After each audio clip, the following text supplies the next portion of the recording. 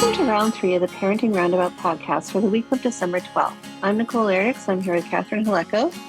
Hello. And Terry Morrow. Hello. We're moms of teens and young adults, and when it comes to parenting, we've been there, done that, bought the t-shirt. But we're still waiting for that day when we'll reach the finish line and have no further need to lay down in a dark room with a wet rag over our eyes worrying about something or other. Wednesday is complaint day here on Parenting Roundabout, and today we are complaining about toys and other gifts, of course, that are a complete waste of money. This week's topic comes from an article on Scary Mummy that was titled 9 Toys I Can Unequivocally Say Were a Total Waste of Money. And she goes on to list the indoor toddler trampoline. I never had one of those. I think the I play had one, kitchen. I think I jumped on it. Yes. I gotta disagree on the play kitchen. That is one of the few things my kids did. Well, play the article with. does mention that some kids dig it and some kids don't. Yeah. Yeah. An expensive sled.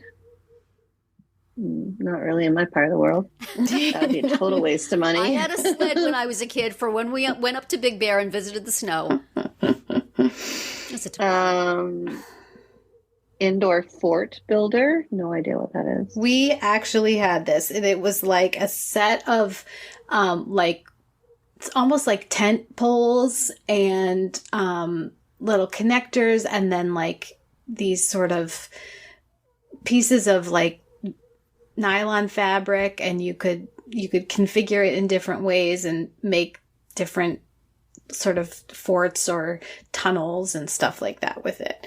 And we would use it. Like, her complaint is, she only wants the old fashioned kind of fort where you use couch cushions and old sheets and stuff.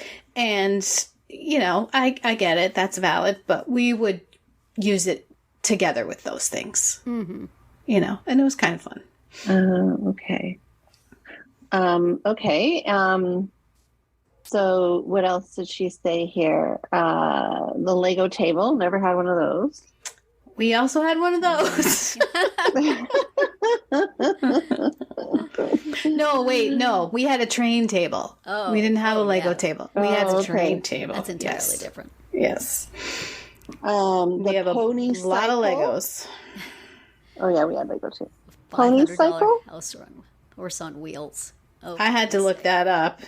Yeah, it's like a ride-on toy that looks like a pony, like a sort of a plush, like stuffed animal type pony. Oh yes. But it has wheels. Tabletop air hockey? No. Okay, the next one I can wholeheartedly attest to. A drone. I think it was used once. No. It was used once, it crashed, it broke, and the end. And similarly, we one time found a Lego drone, right? So you put it together, you make it out of Legos, and then it's a drone. And we're like, great, kid loves Legos, kid loves airplanes. Right. Yeah. It's perfect. And yeah, he thought it was really lame. Also, doesn't it just fall apart if it lands? Yeah, I mean, he got it to work, but basically he was like, yeah, it was like the worst of both worlds, basically, kind of thing. 2 toys in one is often a bad idea. Didn't happen. Right. And then a bow and arrow set? Oh, that seems like a bad idea. Yeah. I'm like, why would you do that? Right. Are these Nerf arrows or suction cup arrows? They're not sharp arrows, are they? No. Yeah.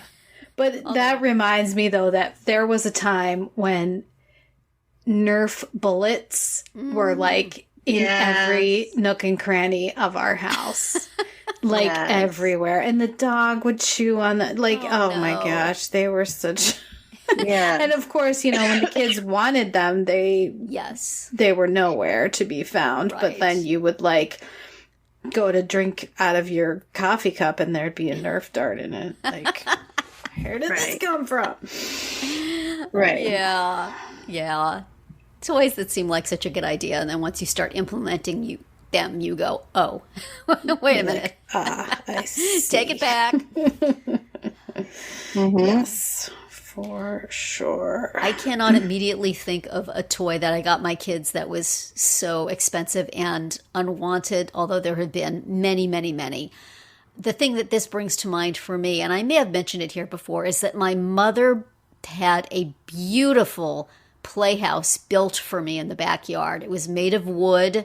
It had a porch. It had like a, what's the kind of door where it's two halves that you can, like, Dutch door. A Dutch door. It had a window, maybe 2 windows. It was like all like one room inside, and she got furniture in there. It was just the cutest thing. And I wasn't so interested. It was clearly something she dreamed of having when she was a girl. Right. And now she was able to provide it for her daughter. And her daughter was like, I'd rather go sit behind the bush there and pretend it's a fort, okay? Can I go do that? I just know it must have broken her heart, because if I had done that and it had been so lukewarmly received, I would have gone and played it, honestly. Right. I had to set up an office back there. I had some Wi-Fi put in, some little bit of electricity. Fine, you don't want it. It's mine. It's my she shed now. That's right. It was very she-sheddy, honestly. But cute and painted so cutely. Right. Oh, I feel so, looking back, I want to tell little me, go love that thing, please. Yes. But Mother little made me it was, for you. nah. All right. Yeah. Fine. Totally. It's just heartbreaking when you invest I know, yourself in then you something feel for your children. so bad. And they just could not be less interested. Right. So you either have to force them to play with it, which is not good, or you have to just look at it sitting idle, which is probably what happens with kitchen sets quite a lot of the time. Because parents think... I try to think. My daughter played with the kitchen some, but not as enthusiastically. Because it's like a pain in the bleep to put together. And then it gets played with in inverse proportion to the amount of effort you put clicking plastic parts into each other. Right. No, mine played with it. Yeah. I still remember when my first was still a baby and not playing with anything, and visiting a friend who had a toddler. So she was just like a little bit older. Uh-huh. And she had a kitchen and she was playing in the kitchen. And then we noticed that she would like take a big glug from her water cup and then spit it into the sink of the kitchen. And my friend's like, what are you doing? And she's like, well, I need water for my sink.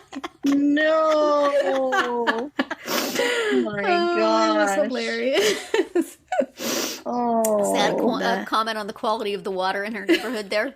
I don't know. She was just like, oh my gosh, I can't believe that just happened. So. That's what could happen with a kid's toy kitchen, just so you know. Yes. But yeah, I mean, we've definitely had things like I mentioned the Lego drone, and one time my son, sometimes when the kids, sometimes they say they want it and then they get it and it does not, like the drone thing was not something my kid had asked for, but another time I'm pretty sure he asked for this racetrack thing where you had this big mat that you put on the floor, and then you had special cars that went on the mat, and you had to run it with an app. And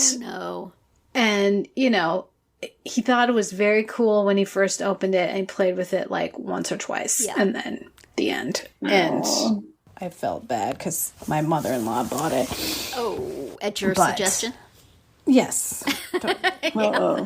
As we mentioned the other day. Oops. Yeah. My son was always into cars, and so we've got a great deal of Hot Wheels merchandise.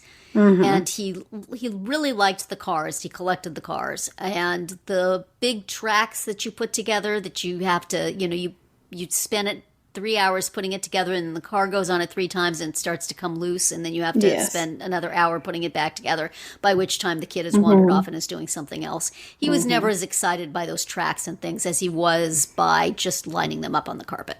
So that's his particular thing. So we finally just said, you know what, we'll just get you cars and you can do with them whatever you please. At one point we did get a road map rug, and he really liked that because he would create traffic jams.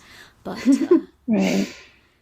but the things, the tracks, the fancy tracks, and the press this button and it shoots it out into this, and right, and then it makes a loop. He would dutifully play with it, but it was not his jam.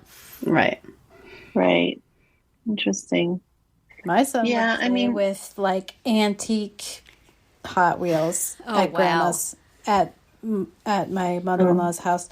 She still had all of the Hot Wheels from when puppies hold up.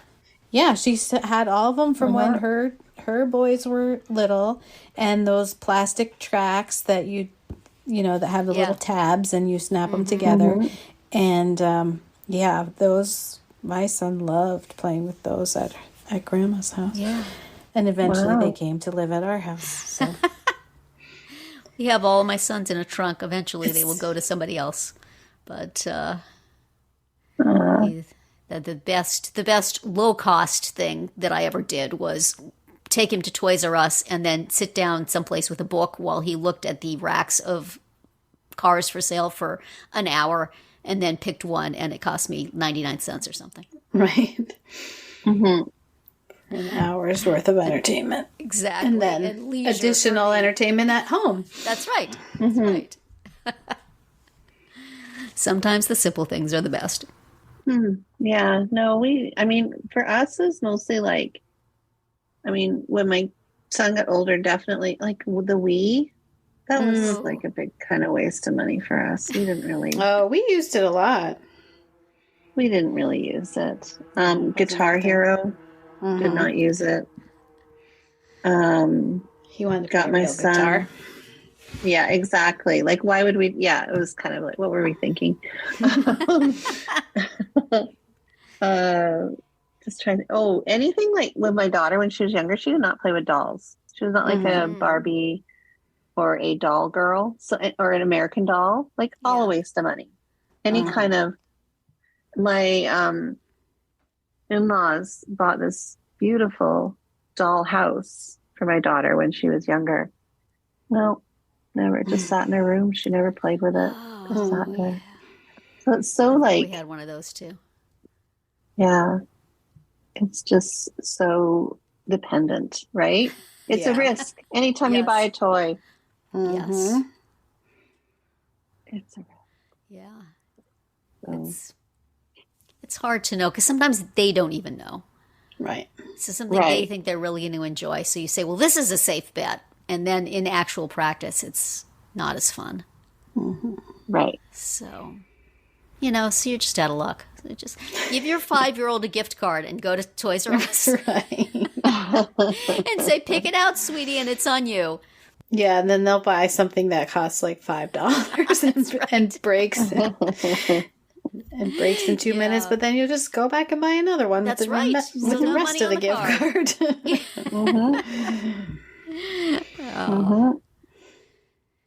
It's tough to know.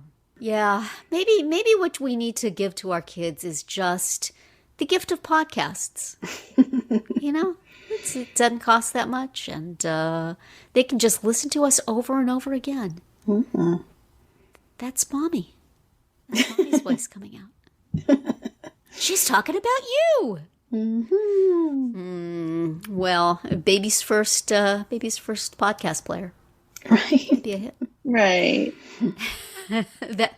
That's it for today's round 3. Tune in tomorrow when we'll obsess about gamifying family fights, and then on Friday to see what we've come up with for our Roundabout Roundup picks this week. Find all our episodes at parentingroundabout.com and talk back in the comments there on our Facebook page or on Twitter, where you'll find us at Roundabout Chat.